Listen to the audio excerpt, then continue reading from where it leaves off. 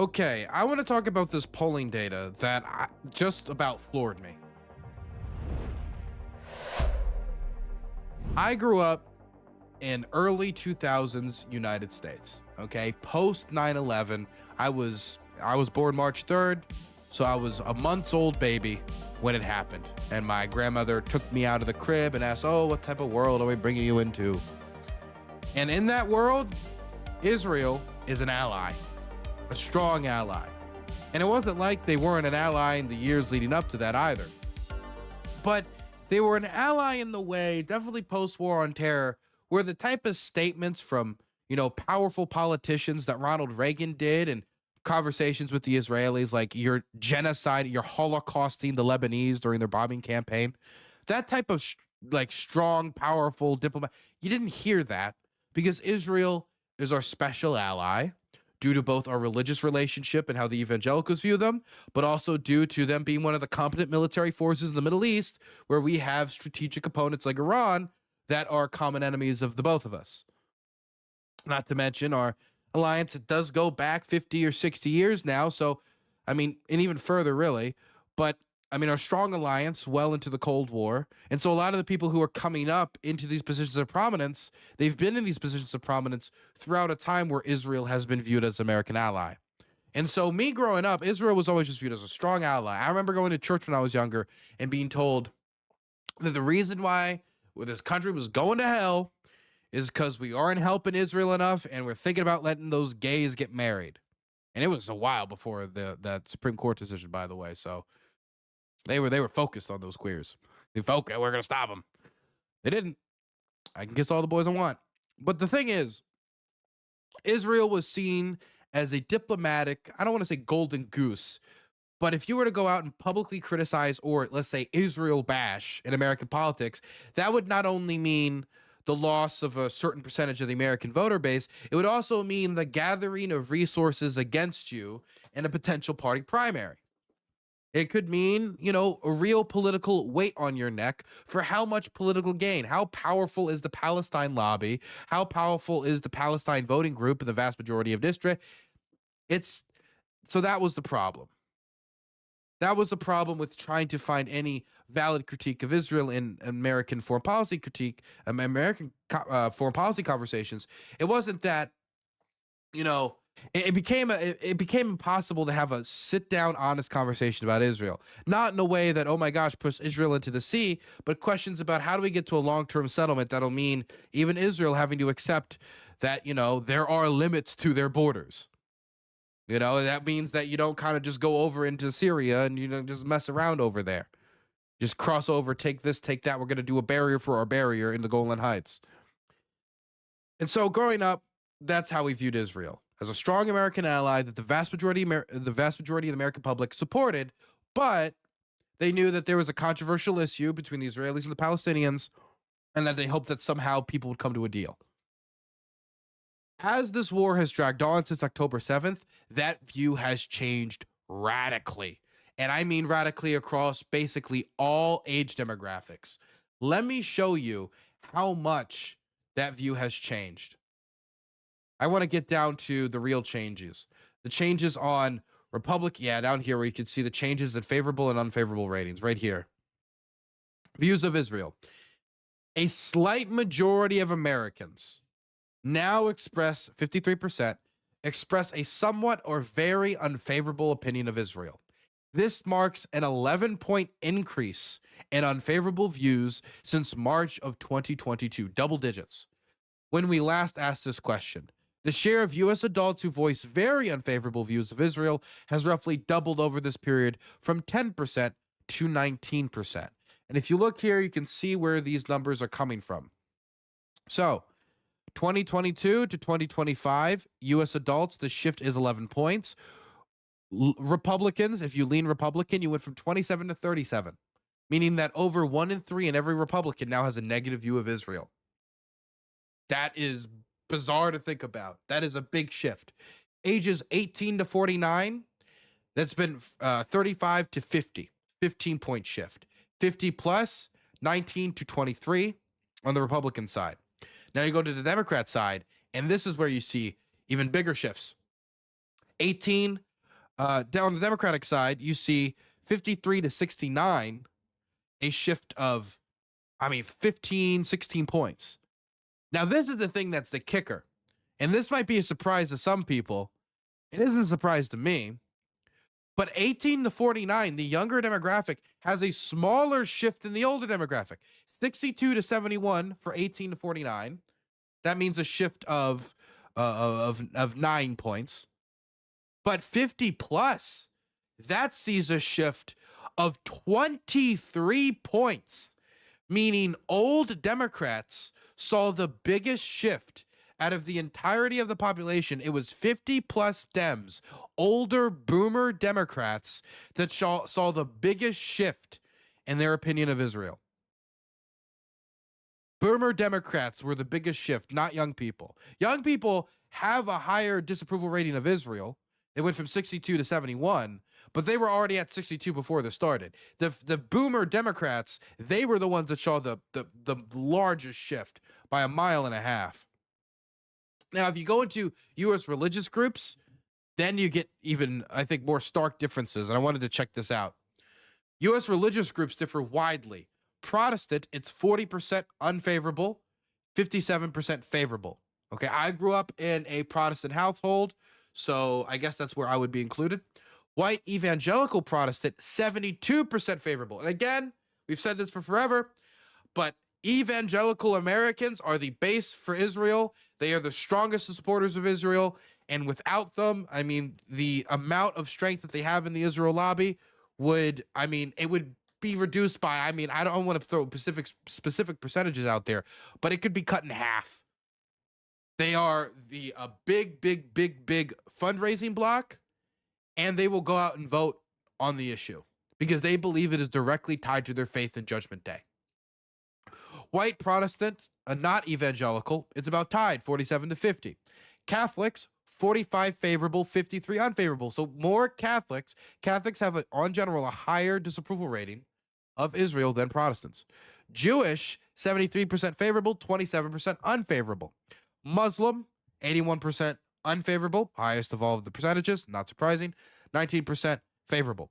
Religiously unaffiliated, 69% unfavorable. So the atheists and the agnostics do not like Israel, 28% favorable. So it is the evangelical Protestants that are keeping Israel from caving its favorability rating. It is the Protestants, and specifically the white evangelical Protestants. Not a surprise in that whatsoever. If you want to get into views on Netanyahu, it gets even worse. If you look there, Americans, especially Democrats, have little or no confidence in Israeli Prime Minister Netanyahu. U.S. adults, 24% have no trust, 28% not too much, 23% some, only 9% a lot. And of that a lot, it seems to be concentrated in Republicans over the age of 50. On the Democratic side, there is no percentage that has an a lot over 3%. These are fascinating numbers. Jewish Americans divided in their views of Netanyahu. 87% of Muslim Americans lack confidence. If you go to Protestant, well, now let me skip all of it. I want to go straight to Jewish. The majority of Jewish Americans have not much or no confidence in Netanyahu by a factor of 8 points. So outside the margin of error. That is fascinating. So the only so that means Jews trust Netanyahu less than American evangelicals. Again, Israel is integral to many of their views of Judgment Day and of their faith. For some Jews, Israel can be important, and it can also not be all that important whatsoever. And even if it is important, Netanyahu's Netanyahu. He's one guy in Israel. But for the evangelical, while it's not always like this, a lot of the times, it's one and the same. You should see if IRI would want to discuss this. I don't know if oh my gosh, it's a Jewish topic. Quick, go to IRI. I don't know if that's exactly the inclination I want to bear in my head, but I appreciate the recommendation. This is fascinating numbers. Younger Americans and Democrats more likely to say a two-state solution is possible. Unsurprising. Okay. Well, I don't know what to say about this outside of the fact that this shows a massive media failure for Israel. This shows that their soft power push has failed largely in the United States. The shift against them has been largely negative. And the more time that passes and the more images that come out, I don't think it's going to get any better. Maybe when the war ends and you give it a few years' time and some effort, you can recover some of those losses amongst, especially, for example, Protestants. But that's going to take time and effort. And the longer this war drags on, the harder it's going to be.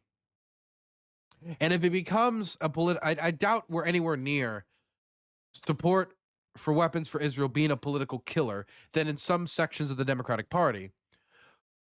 But if you give it enough effort, if you give it enough time, and you do not settle, you can make that very well possible. I think you can achieve it if you try hard enough. I will also say that Tim Pool and others meeting with Netanyahu in private in order to like advise him on how to like better talk to the American public and stuff like that. It makes a lot more sense now.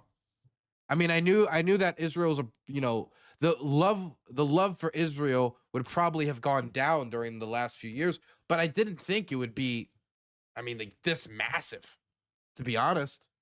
I thought it'd be a lot smaller. Do some of you guys not know about this? About Tim Pool taking that private meeting with Netanyahu? I got late word that I was invited to a private roundtable meeting with Prime Minister Benjamin Netanyahu. It was under what's called Chatham House rules. For those that are not familiar, this means that you cannot reveal anybody who attended, nor attribute anything to any one individual, as they can deny it, and they would. However, what I love about what the White House is currently doing, when you bring together a bunch of influencers and podcasters who don't know much about journalism culture, whatever you want to call it, not that we respect it tremendously, most people didn't know what Chatham House meant. So with all due respect, those seems like the exact people that should be having sit-down private conversations with the president of Israel about an ongoing war. It's funny because they bring us into the Blair House, which is where Netanyahu was staying. And immediately people are walking around with their cameras, their phones up. They actually took our phones from us. And I legit thought they would maintain Chatham House rules, meaning you can't quote the prime minister, you can't quote his officials and the other people who were there, but you can report what was said generally. If you wanted an official quote on a specific matter, you would then ask an official once the meeting was wrapped, and they'd provide you the exact quote. Or they would just say outright, like, we ain't putting our quotes on that one. Again, Trump right now is investigating the social media activity of those entering the United States to go to our universities to see the type of stuff they're going to be saying about Israel. Now, they say it's ostensibly to deal with anti-Semitism and deport those who are anti-Semitic, but I'm going to be completely blunt with you. The people that I've seen them being removing are not just those who engage in blatant anti-Semitism, it's those who are critiquing the Israeli government and the war in Gaza. So if Trump is adding that pressure campaign, trying to smoke out the critics of Israel from our universities and any foreigner who could lay within our country and critique Israel or America's support of Israel, while Netanyahu is meeting with Tim Pool and these alternative media influencers, they are trying to find a way to shift the public opinion back towards Israel. That's what this meeting must be about. Whether or not Tim Pool knew that, I'm sorry. Do you think that Netanyahu met with Tim Pool to ask him what the best way to clear the tunnels in Gaza was? Is that the conversation I'm supposed to believe happened? That the war, there's a huge news update in the war. Let's gather all the alt media influencers. Quick, there was a bombing. Call Tim Pool. No.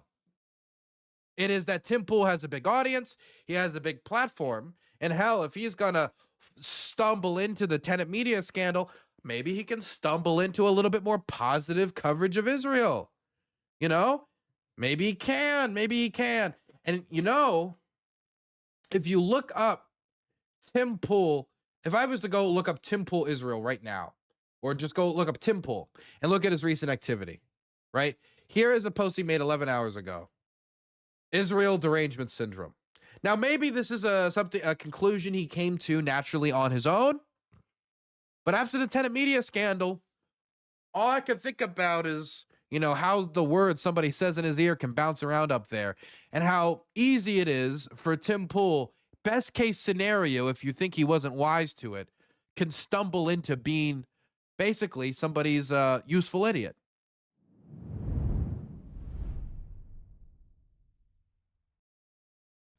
Peace through strength, restoring our respect on the international stage.